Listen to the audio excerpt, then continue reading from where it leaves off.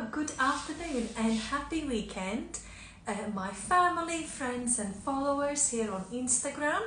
I hope you're all having a nice weekend. I wanted to come on here and do a quick live video about relaxation and why it is important. And I've called it Coca Cola and Mint for a reason, because I want to use that as a metaphor to explain why it's really important to give yourself time off. So I think that's it, and we will dive right in. If you're one of my Latvian friends and followers, I've just done this very live on my Latvian Instagram at the B Tribe Latvia. So if you prefer to listen to it in Latvian language, then go over to that platform. So Coca Cola and Mint and stress. So what is it? What is this example? This example is something that my psychotherapy mentor told me about, and it just stuck with me, and I've been using it a lot lately when I've been seeing clients, mainly either pregnant ladies or new mums. However, I think this is going to be something that's going to be really important for everyone, especially if you are a busy person, if life is busy, which it is for most of us, right? So Coca Cola and Mint, here they are. So when we wake up in the morning, we all have something that I like to call the base level of stress. We all have a baseline of cortisol when we wake up. So cortisol is your stress hormone, as most of you know. And what happens is, let's say that our body, our mind in particular, is this bottle of Coca-Cola. And then the things that happen throughout the day, any kind of stresses, situations, there will be little mints, little peppermints. So what we do is basically every problem that I have, every stress that we have throughout the day, we would put another mint into this bottle of Coca-Cola, and then we would do the lid back up. I'm not going to fill this bottle of Coke with mints, because the reaction takes a little time, which is the whole point of this. So I won't do it right now, because I won't be able to show you what happens in 10-15 minutes, but I'm sure you'll get the idea. So we keep putting in these mints in our Coca-Cola bottle in our mind throughout the day. And as you can probably imagine, because you don't have to have a degree in biochemistry to understand that once these mints, they keep dissolving in this liquid, there'll be a reaction, and there'll be more and more build-up of pressure, right? So the more stress throughout the day, the more mints we pop in this bottle and do the lid back up very tightly, there's going to be a build-up of pressure. And then what happens at the end of the day, or end of the week, or even end of the month, and this is going to be different for everybody, because we all have different tolerance levels. Our bottles of Coca-Cola are either, half a litre, 2 litres. We all have different emotional capacity, emotional resilience, as well as people will have different amount of mints, right? Or there will be days where you have many more things happen to you, negative things, and then there will be days that will only have 1 mint or 2. There will be good days. But eventually, however long it's going to take, there's going to be a compound effect. And if we never unscrew the lid, if we never take any time off to hit the pause button and reset for our emotional well-being, then when we go to open this bottle, all that pressure is gonna finally be released, and there's gonna be most likely a massive explosion of things, and this drink is just gonna splash here, there and everywhere. So that is what we want to avoid from happening. And by taking mini moments, and I call them mini moments of self-care, what we do is basically we keep unscrewing the lid and we keep releasing a little bit of pressure before we tighten it up again. Does that make sense? I hope it does. I hope I have explained it half sensibly. But yes, so it's our mind. These are the problems. If we keep putting problems in without allowing ourselves to relax, without giving ourselves time to release some pressure, when we finally go and release the pressure, it's gonna go everywhere, or the bottle is just basically going to explode by itself, and it's gonna force itself open, and it's just gonna leak and go everywhere, because that can happen too, you know. You don't have to wait until you finally relax. And an example of this, and we had this in therapy, we had a gentleman who had a complete mental breakdown when his wife spilled some orange juice on his uniform. And trust me, it was nothing to do with his wife, and it was nothing, certainly nothing to do with his poor orange juice. It was the compound effect. It was to do with everything that happened prior to that point. So there were many, many mints until there was one final mint that just tipped things over, and there was this big explosion. And that is what we really want to try avoid from happening, not only for our own mental health and well-being, but for people around us, because unfortunately people that tend to suffer the consequences from this are the closest and dearest most of the time. So I hope that highlights the point why it's really important to take the time to relax, because I think we hear these beautiful quotes about self-care left, right and center. Self-care is important, self-care is not selfish, self-care is self-love, and so on and so on.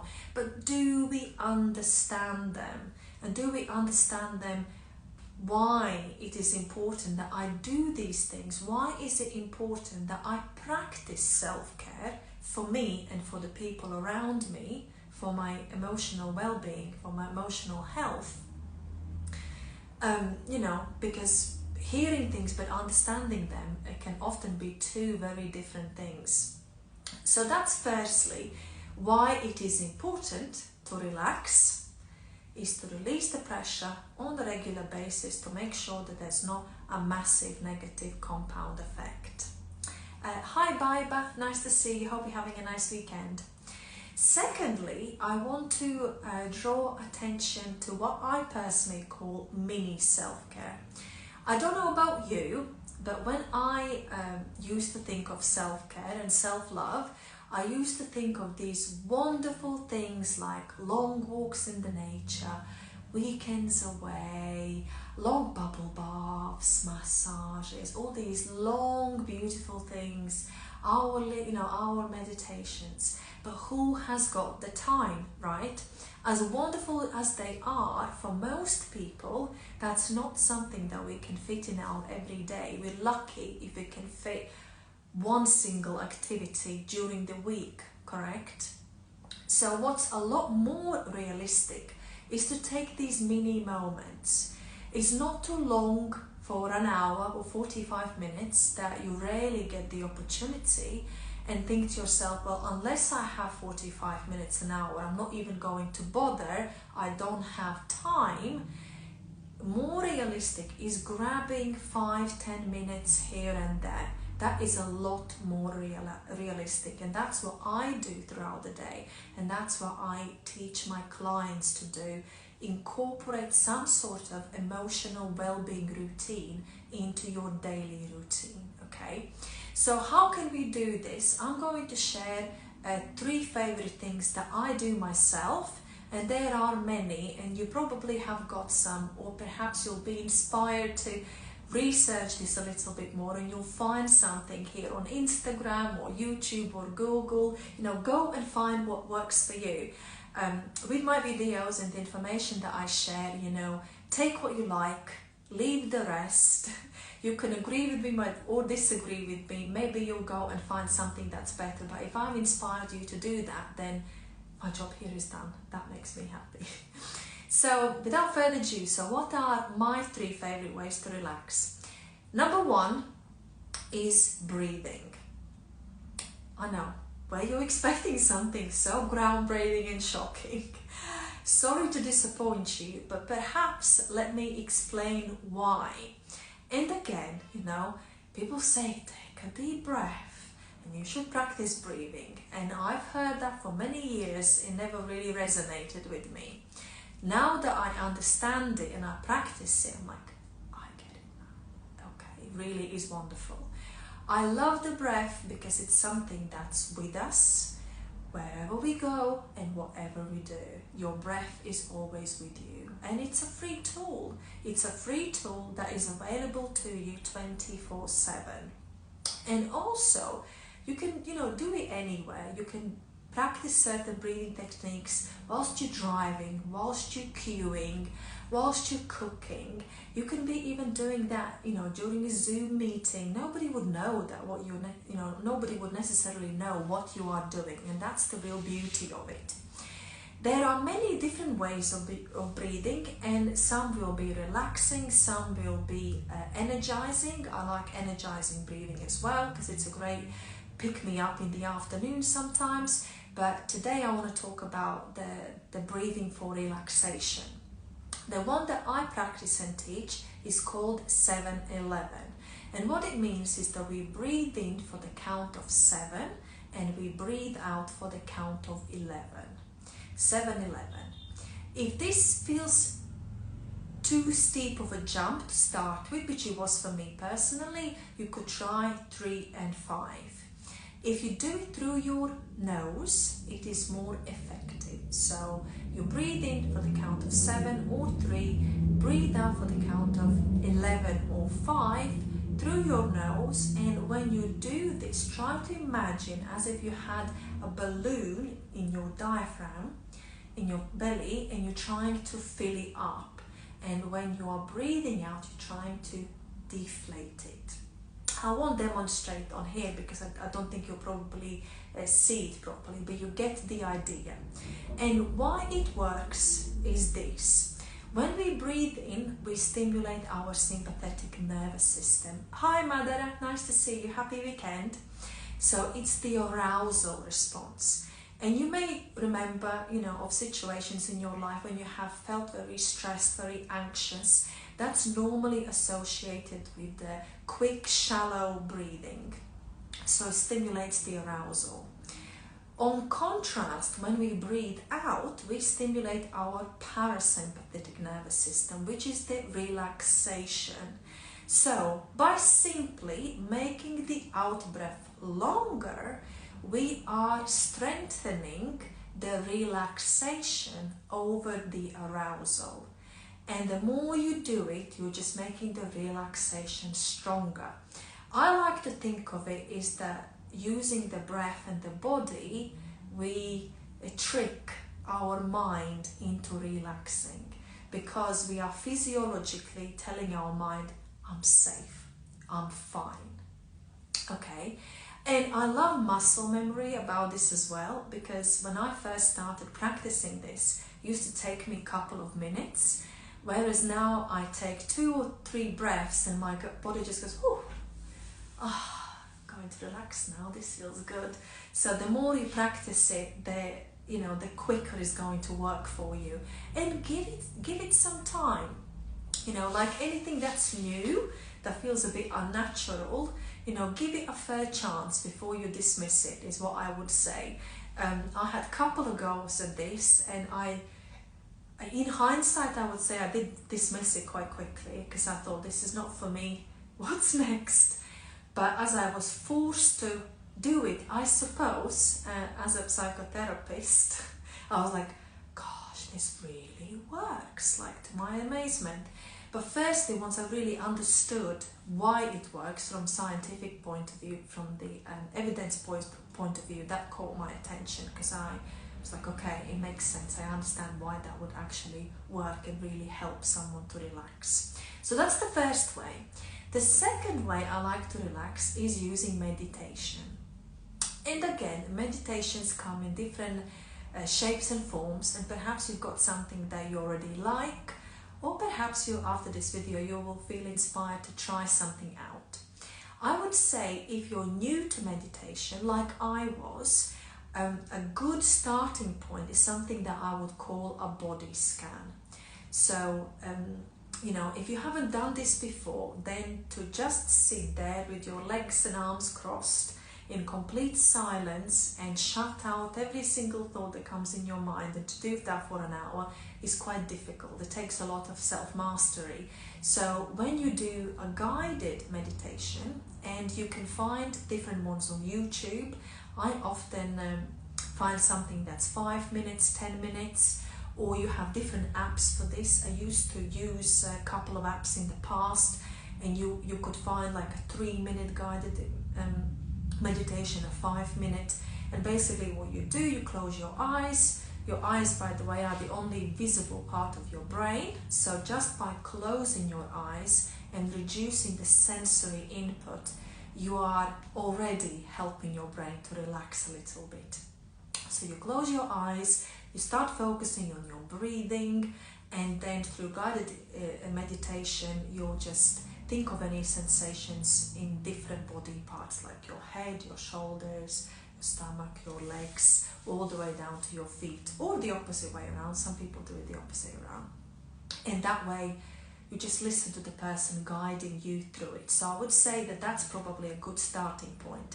Some of you may have seen, I posted about this a little while ago, that I set myself a 30-day meditation challenge back in January, because I hadn't done any kind of meditation for a while, and I wanted to start doing that again after my baby girl was born. So I thought, I'm going to set myself a challenge. And in my high performance coaching community, one of the coaches reached out to me, and she said, "Oh, I like your vibe, I want to be your accountability partner." And I was like, and I remember thinking, oh, I'm gonna have to do it now. You know, and I didn't want to be, I didn't want to lie to her, you know, and say that I've done it when I haven't done it, and I missed it once, and I did tell her that I missed it. I was actually went for some wine with my new mum friends that night, so I didn't do it that night, so I was honest about that. But anyway, I did it and I carried it on afterwards. At the beginning, I set myself a task to do it for 10 to 15 minutes before bed. First thing in the morning or before bed are the best times to do it. And I was going to do it before bed in the hope that would help me sleep better. And at first, there was so much resistance to it, because I was thinking, that's 10-15 minutes of precious sleep. And when you are a new mom, sleep is like time, and sleep is the highest currency. If you're a mom, I'm sure you'll agree. And I was like, that's precious sleep. So there was a lot of resistance to it. But I pushed through it, and I did it as a tick box exercise, just to my accountability partner to start with. And after a week or so, I went from meditating for 10-15 minutes to meditating for an hour. And it's because I saw the benefits. I was like, I'm so much calmer. I sleep so much better. I can get up easier in the night and go and see Lonnie. Afterwards, I fall asleep a lot easier, and I just fell in love with it. And I'm so glad I powered through the initial stages to be able to start seeing the benefits. And I think many of us give up too quickly. We try it once or twice and quickly dismiss it and say, that's not for me, what's next? And that's why I want to say again, you know, when you go to try and do something, whatever it is, make sure you give things a fair chance, because you could really be missing out otherwise. And when it comes to meditation, a quote that's really stuck with me is by Jay Shetty, and he said, if you're busy, you should meditate for an hour a day. Unless you are very busy, then you should meditate for 2 hours a day. And I didn't understand it at first, and I was like, I get it so much, because sometimes when we are in the high arousal state, in our beta brainwaves, when we're so busy up here, we can't think clearly, and we're not as productive or as efficient as we could be if we were in just a much calmer state, because most of the busyness happens in your head. And I certainly found that when I was calmer, I managed to be more productive because I can actually do things and I can do them quicker. My thinking is more clear. I can find solutions a lot better just because it's not as busy in my head. And talking about brainwaves, so why meditation works so well is because we've got 4 brainwaves. I don't know if you know, but we have alpha, beta, theta and gamma. So typically most of us during the day are in our beta brainwaves, and that's when we have to concentrate, focus on things. And when we are too much in these beta waves, unfortunately has a negative effect, and it means that it's harder and harder for us to relax, and we become more and more stressed and more anxious. We are just in this constant arousal state. So when we meditate, then we are either in alpha or theta, which is associated with relaxation, with creativity, with enhanced learning, things like that. And then gamma, again, is quite focused attention, creative state, and it's often associated with the flow state, when you can really immerse yourself in activity and everything around you disappears, and you're very creative, you're very focused, and you just lose yourself, I think is a good way to explain it. So we need to get out of the beta brainwaves to give ourselves a break. So when we get back into these beta brainwaves, they function better, so we're not, in this constant arousal state. I hope that makes sense. So that's meditation, and again, like I said, a body scan, a quick body scan is probably a good place to start for beginners. And then lastly, but not least importantly, the third way I personally like to relax is active meditation or active mindfulness. It has different names for it. And that's simply taking some sort of mindful activity, and that can be anything really. It can be a mindful walk, where when you walk, you really pay attention to where you're going, to what you're seeing, to what you're hearing, to what you can smell. The idea is that you engage as many senses as possible. And some people do it 3 things that you see, 3 things you can hear, and 3 things you can, touch or smell, things like that, and just keep doing that. Or it can be something like, it can be a mindful exercise. When you are exercising, you are really, paying your full attention to the exercise you're doing, the muscle groups that you are training, and you're noticing how they're feeling. It can be mindful cooking, which I did before I came on to do these lives. I love mindful cooking. When I cook, I just focus on chopping the vegetables, and I notice how easily some of them chop or how hard some of them are. I touch the food, notice the textures, I look at the colors, I smell them, think, well, today I was cutting up some pepper, and I was like, oh, this yellow pepper is very smelly. It smells really nice, very vibrant. And then the aubergine was really squidgy. Just losing yourself in that moment. Or I also love mindful showers. When I take the shower and I extend it by 2 or 3 minutes whenever I can, especially if my husband is around and I know that Lonnie is okay for a minute. And I just really focus on feeling the body, on feeling the water trickling down my body. And sometimes when I stand there, I was like, oh, I didn't realise my shoulder is hurting, or I didn't realise I've got something here. Because so often we are so much in our heads that it kind of masks how the body is feeling. And the idea behind this and why it helps us relax is because when we are fully and really engaged in our senses, it's really difficult for us to be emotionally aroused and really be in our emotional brain. So you just basically give give your, logical thinking and emotions a break, and you just fully engage in your senses. I hope that makes sense. So these are the 3 favorite ways that I like to relax. So it's breathing, it is meditation, body scan, guided meditation in particular, and then lastly but not least importantly, active mindfulness or active meditation.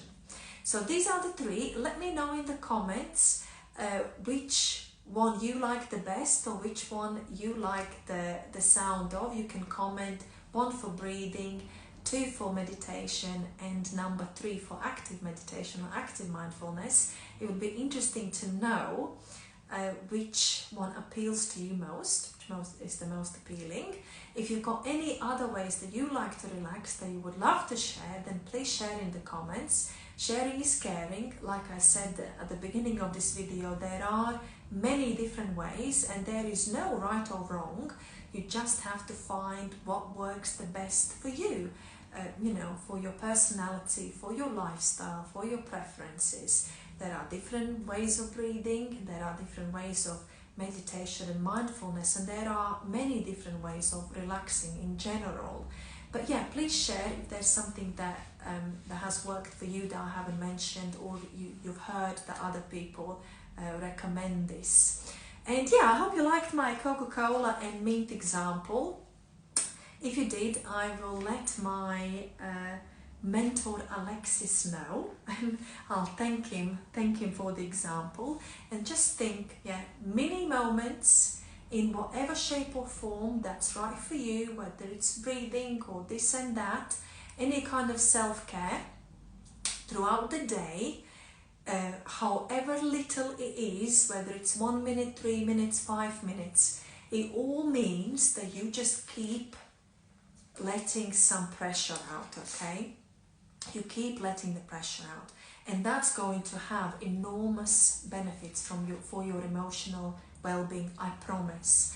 And what we should do, in my personal professional opinion actually, that we shouldn't wait until we have big problems, right? We shouldn't start looking after our physical health or emotional health when there is a problem. Instead, we should be very proactive in looking after ourselves. We tend to be better looking after ourselves physically. We make sure we brush our teeth and we take a shower, we eat something, we get some sleep, but we need to be the same way, the same way we brush our teeth every day, the same way we need to have some sort of mental hygiene.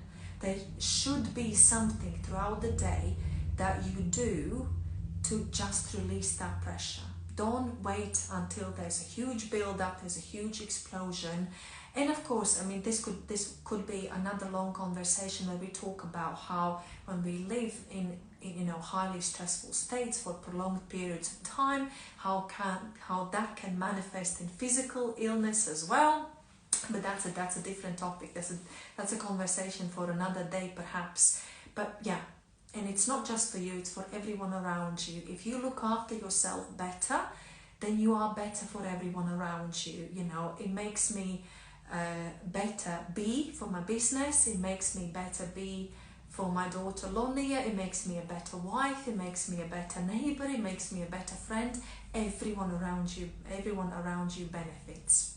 So it's good for you and it's good for everybody else. So that's the message I want to leave with you today. If you enjoyed this video, then please give it a heart.